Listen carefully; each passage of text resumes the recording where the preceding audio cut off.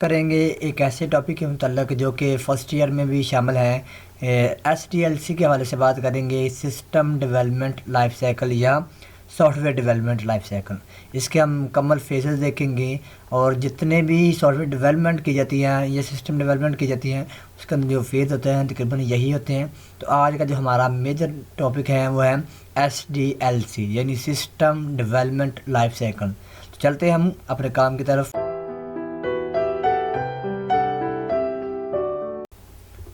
जी दोस्तों, हमारे पास ये आ चुका है, मैं स्क्रीन पे आ चुका हूँ। मैं इसको थोड़ा सा जूम कर देता हूँ ताकि नज़र आ रहा हो आपको वाज़ह तौर पर, ठीक है। तो ये एसडीएलसी में हमारे पास जो है सिस्टम डेवलपमेंट लाइफ साइकिल या software development life cycle phase कितने हैं? टोटल 7 हैं।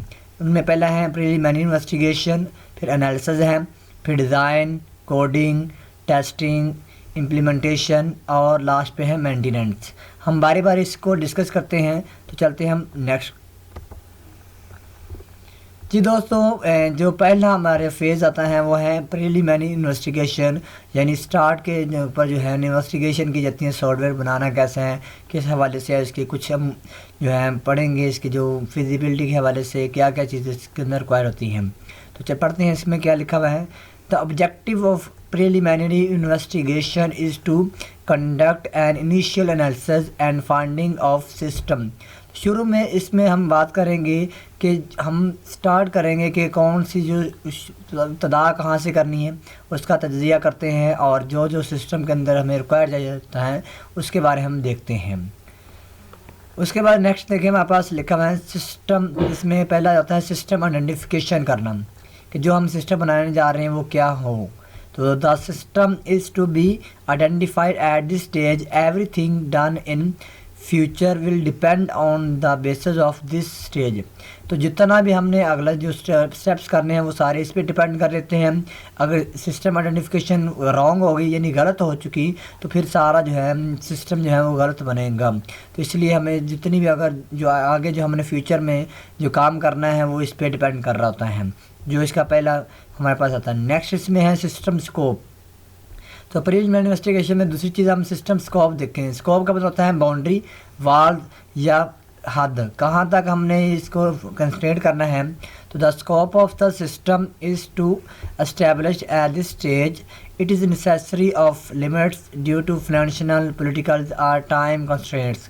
इसका मतलब है कि स्कोप को हम जब बनाते हैं तो इसमें ये देख रहे होते हैं कि हमारे पास कितना पैसा है जो हम यूज़ कर सकते हैं, क्या सियासी तौर पर वो दुरुस्त है या गलत है, जो कानून के मुताबिक दुरुस्त है, और उसके अलावा जो हमें टाइम दिया गया उस टाइम के अंदर ये कंप्लीट हो सकता है या नहीं हो सकता है, क्या ये फिजिबल है या नहीं है। तो ये सारा स्कोप के अंदर हम आते हैं। नेक्स्ट चलते हैं इसके। जी दोस्तों, नेक्स्ट में हमारे पास जो है थर्ड इसके अंदर जो है प्रीलिमिनरी इन्वेस्टिगेशन में जो चीज़ हम देखते हैं अल्टरनेटिव सोल्यूशन। तो the best strategy is to interview the concern people, clients of systems suppliers and watch what competitors are doing for same type of system। Alternative solution में हम ये देखते हैं कि जो हम सॉफ्टवेयर बनाना चाह रहे हैं या सिस्टम बनाना चाह रहे हैं उसके बारे में जो उसके मुतल्लिका लोगों से हम उनसे पूछते हैं, जो बनवाने जा रहे हैं कस्टमर जो हैं, जो लोग हैं उनसे पूछते हैं। उसके अलावा जो इसको लेके जा रहे होते हैं सप्लायर्स वगैरह होते हैं उनसे पूछते हैं। उसके अलावा जो हमारे कंपटीटर्स होते हैं यानी मुकाबले में बैठे होते हैं वो इस सिस्टम को किस तरह यूज़ करते हैं या इस सिस्टम को किस तरह बनाते हैं, इस टाइप का सिस्टम को उसने कैसे बनाया है, ये सारी चीज़ें इसके अंदर हम देखते हैं। नेक्स्ट है feasibility study. We have to see financial, political and time frame viability to go ahead system. System को आगे लेके जाने से पहले हम देखते हैं क्या ये हमारे खर्चे के मुताबिक होगा, क्या ये इस फिजिबल है कि ये हम इसको रियल में इम्प्लीमेंट कर सकें सिस्टम को, क्या ये हमारे पास जो हमारे टाइम फ्रेम के मुताबिक पूरा उतरेगा। ये सारी चीज़ें हम जो है चेक करते हैं फिजिबिलिटी स्टडी में। नेक्स्ट इसी के अंदर प्रीलिमिनरी इन्वेस्टिगेशन का अंदर आता है प्लान।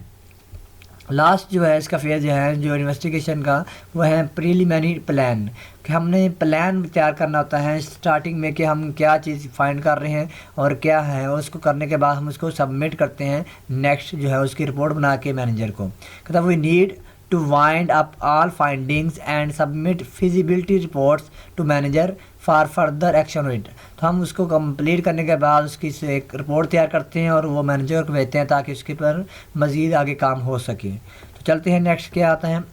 जी हाँ, नेक्स्ट हमारे पास आ चुका है दूसरा फेज़। SDLC का दूसरा फेज़ है जो है एनालिसिस फेज़ है। टाइप्स ऑफ एनालिसिस में हमारे पास सिस्टम एनालिसिस होता है और डाटा एनालिसिस, तो उसके बाद इसमें एनालिसिस रिपोर्ट भी होती है। तो चलते हैं बारी बार देखते हैं सिस्टम एनालिसिस क्या होता है।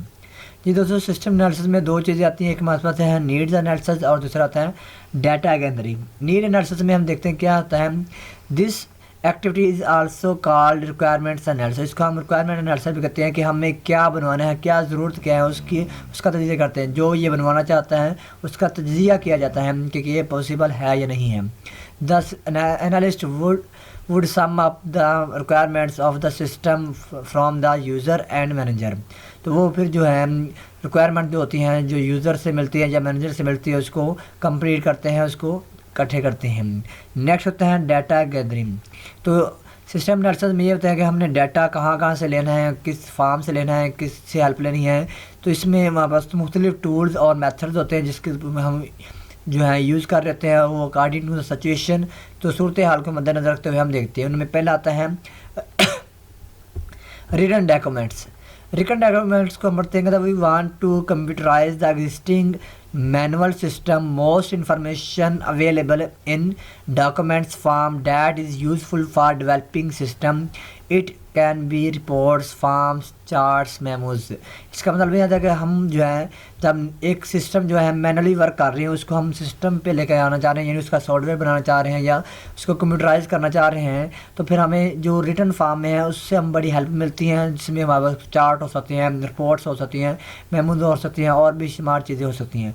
उसको हम मद्देनज़र रखते हुए काम करते हैं। जी नेक्स्ट सिस्टम एनालिसिस के अंदर इंटरव्यूज़। तो interviewing the manager, clients, suppliers and competitors will help the analyst to gain more knowledge about the system. फिर हम जो है इंटरव्यूज लेते हैं मुतल्लिका लोगों का, यानी उसमें मैनेजर आ सकते हैं, क्लाइंट्स यानी जो आपके कस्टमर जो बनाने चाह रहे हैं, और उसके अलावा जो सप्लायर्स है जो उसके दरमियान में आदमी है। उसके अलावा जो कंपटीटर्स लोग होते हैं जो मुतल्लिका कंपनी के होते हैं, जो आपके मुकाबले में कंपनी वाले बैठे होते हैं, उनसे भी आप इसके मतलब सवाल पूछते हैं। इससे आपका जो है नॉलेज मज़ीद बढ़ जाता है और आप अच्छा सिस्टम डेवलप करने में कामयाब होते हैं। तो नेक्स्ट इसमें जो होती हैं ऑब्जर्वेशन होती है कि मुशाहदात हमने जो करने हैं वो किस बेस पे करते हैं। तो the analyst go and watch the working behaviours and similar things to know more about the similar system.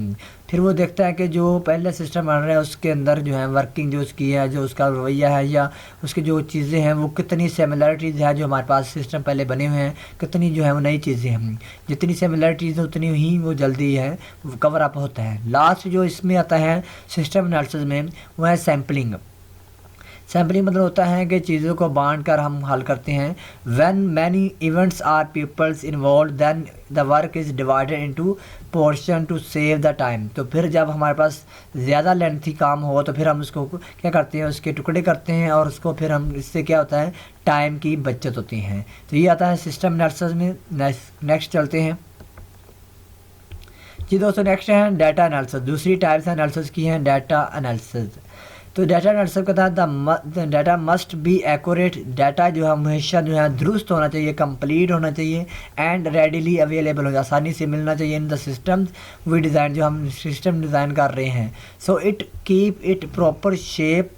तो इसकी जो है हम ख़ास जो है शक्ल होनी चाहिए, मुनासिब शक्ल होनी चाहिए। We have many tools available. इसके लिए हम बेशुमार जो है टूल यूज़ करते हैं, जैसे कि DFD है यानी डाटा फ्लो डायग्राम्स हैं, फ्लो चार्ट्स हैं, ग्रिड चार्ट्स हैं, कनेक्टिव डायग्राम। ये सारी जो हैं हमें फिज़िकली जो है हम यूज़ करते हैं, जिससे हमें बहुत हेल्प मिलती है डाटे को एनालाइज करने के लिए और डाटे को दुरुस्त साबित में लेके जाने के लिए। तो चलते हैं नेक्स्ट। जी एनालिसिस रिपोर्ट आ चुके हैं। थर्ड जो इसका पार्ट है, थर्ड जो टाइप्स हैं हमारे पास एनालिसिस की, तो एनालिसिस रिपोर्ट होती हैं। कहते हैं we need to documents all work in a presentable form to higher management for their review and approval of the project. This report has 3 parts. जब हमारे पास एनालिसिस पूरा हो तो उसकी हम एक जो है प्रेजेंटेशन तैयार करते हैं और उसकी रिपोर्ट तैयार करते हैं, ताकि वो हम अपने जो हायर मैनेजमेंट लोग होते हैं उनको भेजने के लिए और उसको जो है अप्रूव करने के लिए, ठीक है, यानी अप्रूवल से मुराद होता है उसको मतलब ज़रूर साबित करने के लिए। और फिर उसके अंदर 3 चीज़ें होती हैं, वो कौन सी चीज़ें होनी चाहिए, वो 3 पार्ट्स ये होते हैं। It should explain how current system works, इसमें ये हम एक्सप्लेन करना ज़रूरी है कि सिस्टम जो है जो मौजूदा सिस्टम है वो किस तरह काम कर रहा है। नंबर 2 पे it should explain problems in existing problem, तो ये भी हमने एक्सप्लेन करना ज़रूरी है कि इसमें प्रॉब्लम्स क्या है जो सिस्टम चल रहे हैं। थर्ड पे it should describe requirements for new system, और हमने रिक्वायरमेंट्स भी बतानी जो इसमें नई ऐड करनी है, जो मतलब नए फंक्शन ऐड करने होते हैं इस सिस्टम के अंदर। तो ये 3 चीज़ें हम मेंशन ज़रूर करनी चाहिए। तो ये था हमारे पास second phase. Next third phase आ गया है डिज़ाइन फेज़। ये दोस्तों डिज़ाइन फेज़ में भी हमारे पास 3 टाइप्स लिखी हुई हैं, जिसमें 2 तो हमारे पास लॉजिकल डिज़ाइन होता है और फिजिकल डिज़ाइन होता है। तीसरी हमने इसका रिपोर्ट तैयार करनी होती है। तो असल में 2 ही हैं, तीसरी जो है इसकी रिपोर्ट है। तो फिजिकल डिज़ाइन में पहले देखते हैं हम लॉजिकल डिज़ाइन क्या होता है। जी हाँ, लॉजिकल डिज़ाइन देखिए हमारे पास लॉजिकल डिज़ाइन में लिखा है it described the general functionality capabilities of A propose system. इसमें हमने जो कैपेबिलिटीज़ होती हैं फंक्शनली वर्क करना होता है सिस्टम ने, उसको डिस्क्राइब करते हैं। It reviews the system requirements and considers the major system components. तो इसको हम यानी रिव्यू करते हैं, इसके जो रिक्वायरमेंट्स क्या क्या हैं, क्या क्या वो बनाना चाह रहे हैं और इसके मेजर जो पार्ट्स हैं वो कौन कौन से हैं। इसमें हम कहते हैं case tools and project management software likes, जैसा कि MS प्रोजेक्ट हैं, गैंट चार्ट हैं। उसके बाद पार्ट हैं, पार्ट क्या होता है, program evaluation and review techniques. ये हम सारी जो हैं चीज़ें यूज़ करते हुए हम इसको लॉजिकल डिज़ाइन को एक्सप्लेन कर रहे होते हैं।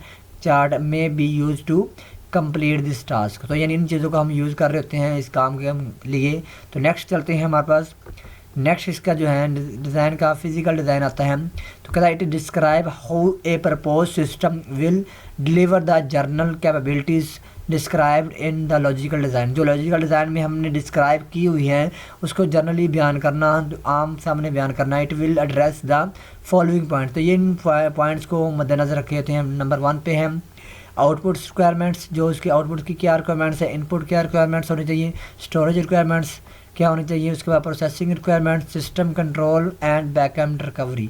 तो ये सारी जो है रिक्वायरमेंट्स फुलफ़िल होनी ज़रूरी है। तो आउटपुट मतलब जो आप नताइज क्या चाहते हैं, इनपुट क्या देना चाहते हैं, जो स्टोरेज कितनी होनी चाहिए, और उसके लिए प्रोसेसिंग के लिए आप स्पीड कैसे रखना चाहते हैं, उसके अलावा डाटे का आपने बैकअप रिकवरी रखना है या नहीं है, ये सारी चीज़ें मद्देनज़र रखते हैं। नेक्स्ट चलते हैं। जी हाँ, नेक्स्ट इसमें रिपोर्ट आती हैं, दोनों के हमने पढ़ लिए हैं, जो फिजिकल डिज़ाइन और लॉजिकल डिज़ाइन। तो इसकी रिपोर्ट तैयार करना ज़रूरी है। तो detail report on logical physical design is to be submitted to the higher management along with some sort of presentation explanation them the detail of proposed system। फिर हम क्या करते हैं, लॉजिकल डिज़ाइन और फिज़िकल डिज़ाइन देखने के बाद एक नई रिपोर्ट तैयार करते हैं जो कि हायर मैनेजमेंट को भेजती हैं, ताकि उसकी अप्रूवल हो सके, उस सिस्टम को जो है इम्प्लीमेंट किया जा सके। तो नेक्स्ट चलते हैं। नेक्स्ट फेज़ आता है हमारे पास कोडिंग फेज़। जी हाँ, कोडिंग फेज़ हमारे पास ये वो फेज़ हैं जो मतलब एक्चुअली वर्क करने के लिए काबिल बनाता है। This is the core area of the system development process. Core मतलब होता है मेजर एरिया, ये है सबसे इम्पोर्टेंट ये है, यानी इसका माखल जो है सिस्टम का ये कोडिंग कहलाता है। It consist of writing the segments and program. Segment मतलब होता है टुकड़ों की शक्ल में कोड हम लिखते हैं या प्रोग्राम लिखते हैं। It needs a lot of time, इसके लिए बहुत ज़्यादा वक्त चाहिए होता है, एफर्ट कोशिश चाहिए होती है, बजट और खर्च चाहिए होते हैं टू और ए वर्केबल सिस्टम, एक जो है काम करने वाला सिस्टम बनाने के लिए। The program specification algorithms flow charts are given to the programmer और software engineer to code the required program. इसका मतलब है कि जब कोडिंग सिर्फ आता है फेज़, तो इसमें जितने भी प्रोग्राम जो लिखने हैं उसके लिए फ़्लो चार्ट्स और एल्गोरिदम जो हैं वो सारे जो हैं प्रोग्रामर को दिए जाते हैं, उसके मुताबिक उसने उसको कोड करना होता है। जी हाँ, नेक्स्ट चलते हैं। नेक्स्ट हमारे पास फेज़ आ गया है टेस्टिंग फेज़। तो having proper hardware acquired the programs can be tested in 2 stages. तो इसके लिए हमारे पास अच्छे किस्म का जो है आपके पास हार्डवेयर होना चाहिए जो कि टेस्ट कर सके कि आपका सिस्टम सही वर्क कर रहा है या नहीं है। इसमें 2 टाइप्स स्टेजेस होती हैं, एक होती है यूनिट टेस्टिंग और दूसरी होती है सिस्टम टेस्टिंग। तो देखते हैं इन दोनों में क्या फ़र्क है। जी स्टेजेस ऑफ हमारे पास टेस्टिंग में यूनिट टेस्टिंग क्या होती हैं। तो यूनिट का नाम ज़रा है, इकाई कहते हैं यूनिट को। तो मतलब सिंगल मॉड्यूल हो सकता है, एक हमारे पास मॉड्यूल की टेस्टिंग हम जब करते हैं, या एक तनहा इंडिविजुअल जो है मॉड्यूल जो हम कर रहे होते हैं उसको टेस्ट कर रहे होते हैं, तब उसको यूनिट टेस्टिंग कहेंगे। It is also called modular testing which we are individual modules. Module का मतलब होता है एक पार्ट कोई, ठीक है। Programs can be tested using sample data. जो हमें डाटा की सैंपल दिया गया, आपने ये इसके मुताबिक आउटपुट आनी चाहिए, उसको हम यूज़ करते हुए चेक करते हैं कि क्या ये वर्क सही कर रहे हैं। उसके बाद है सिस्टम टेस्टिंग। सिस्टम टेस्टिंग में होता है कि जो हमने यूनिट टेस्टिंग की है उसके जितने भी मॉड्यूल्स हैं उनको हम इंटीग्रेट करते हैं। इंटीग्रेट से मुराद है कि इकट्ठा करते हैं, इकट्ठा करने के बाद फिर दोबारा हम जो है टेस्टिंग करते हैं ताकि क्या वो प्रॉपर्ली वर्क कर रहा है या नहीं है। In this parts modules are link together to test their workability. It also check the whole system में वर्क प्रॉपर आर नॉट। इसके साथ हम ये भी चेक करते हैं कि आप प्रॉपर वर्क कर रहा है या नहीं कर रहा पूरा सिस्टम जब उनको इकट्ठा किया गया है। अगर नहीं कर रहा तो उसको दुरुस्त करते हैं। तो ये 2 तरह की टेस्टिंग होती है। नेक्स्ट फेज़ देखते हैं। जी हाँ, नेक्स्ट फेज़ आ चुका है हमारे पास इम्प्लीमेंटेशन फेज़। इसमें देखें this activity consist of transferring the hardware software and data to the new workable environment. Implementation consist of 5 step. इसमें हम क्या जितनी भी एक्टिविटीज़ होती हैं जो हम वो ट्रांसफ़र करते हैं हार्डवेयर और सॉफ्टवेयर के दरमियान में, और ताकि सिस्टम एक वर्केबल सिस्टम बन सके। इसमें 5 हमारे पास स्टेप्स हैं। एक होता है डायरेक्ट इम्प्लीमेंटेशन होती है, पैरेलल इम्प्लीमेंटेशन होती है, फेज इम्प्लीमेंटेशन होती है, पायलट इम्प्लीमेंटेशन होती है और यूज़र ट्रेनिंग होती है। देखते हैं इनमें फ़र्क क्या है बारी बारी। जी हाँ, तो पहला स्टेप से देखें। डायरेक्ट इम्प्लीमेंटेशन में होता है the user starts using the new system right away and stop working on the old one.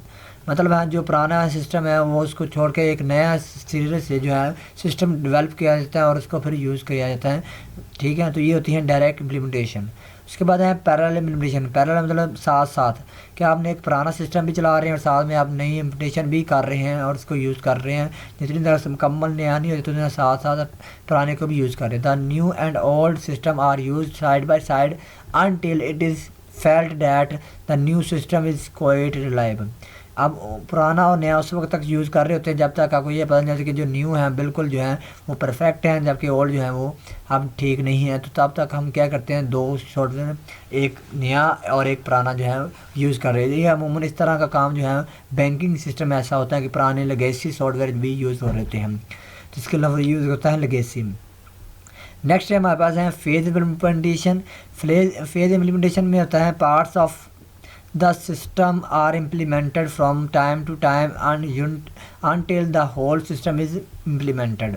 इसका मतलब होता है कि आपने अगर एक पार्ट्स या एक मॉड्यूल को आपने कंप्लीट कर लिया है तो आप वो अपने यूज़र को अपने कस्टमर को दे देते हैं और बाकी फिर साथ साथ बनाते जाते हैं। मिसाल के तो आपने अपने प्रोग्राम बनाया है कि कैलकुलेशन करनी, जमा तफरीक ज़रब तकसीम, तो आपने जमा का कोड लिखा है और वो आपने अपने सिस्टम को कस्टमर को दे दिया है। उसका फिर आपने तफरीक का किया उसको ऐड करके वो दो दी। इस तरह आप फेज़ बाय फेज़ हैं वो जितना प्रोग्राम बनाते हैं वर्केबल उतना आप यूज़र को देते हैं और उस वक्त तक देते रहते हैं जब तक कंप्लीट नहीं हो जाता। इसको कहते हैं phase implementation.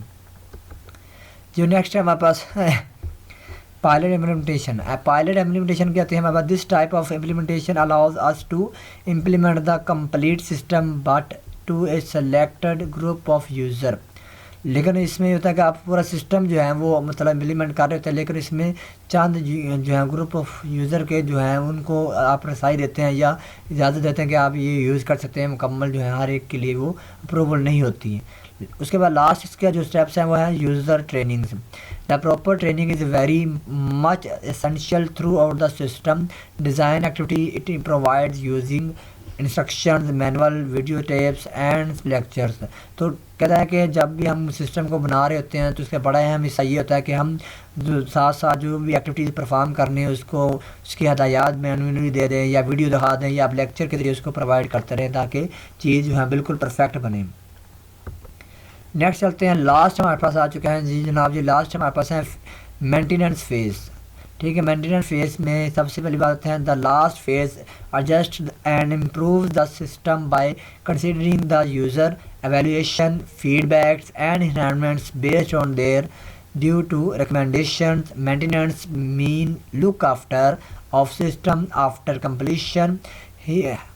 Help is also provided to the user against their queries, problems and ambiguities.